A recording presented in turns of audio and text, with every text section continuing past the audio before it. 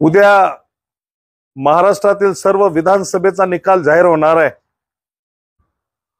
उद्या विधानसभेच्या निकालानंतर या महाराष्ट्रामध्ये वंचित बहुजन आघाडीचे आमदार निवडून येणार आहेत यात शंका नाही। पण या व्हिडिओच्या माध्यमातून मी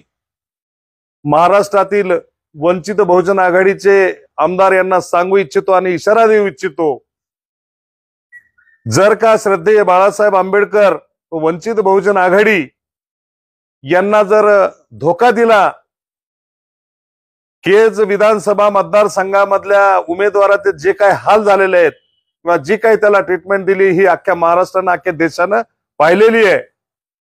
या व्हिडिओच्या माध्यमातून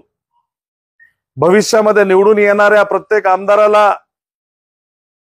आणि वंचित बहुजन आघाडीला त्याच्या मनामध्ये असेल की आपण धोका द्यावा किंवा धोका देऊन आपण वंचित बहुजन आघाडीचा वापर करून आपण दुसऱ्या पक्षामध्ये जाऊ शकतो, अशांना माझा ह्या व्हिडिओच्या माध्यमातून इशारा आहे की बंधूंनो, भविष्यामध्ये जर आपण वंचित बहुजन आघाडीला धोका दिला आणि निवडून येऊन जर दुसऱ्या पक्षामध्ये जाण्याचा जर आपण विचारही केला आणि तसा काही प्रकार घडला तर 4 दिवसापूर्वी आपण या देशातल्या जनतेनं पाहिलेलं आहे की वंचित बहुजन आघाडीचे कार्यकर्ते काय करू शकतात।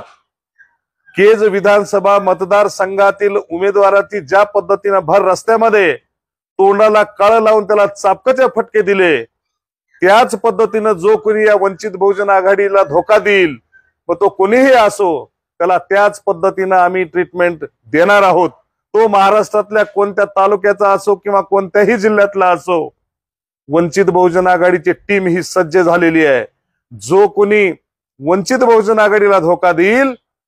त्याला भर रस्त्यामध्ये भोंगळ करून मारण्याची ताकद या वंचित बहुजन आघाडी मधल्या पदाधिकारी व कार्यकर्त्यांची आहे। आज आम्ही जिल्ह्यामध्ये तालुक्यामध्ये अशी टीम तयार केलेली आहे की जो कोणी वंचित बहुजन आघाडीला धोका देईल त्याला भर रस्त्यामध्ये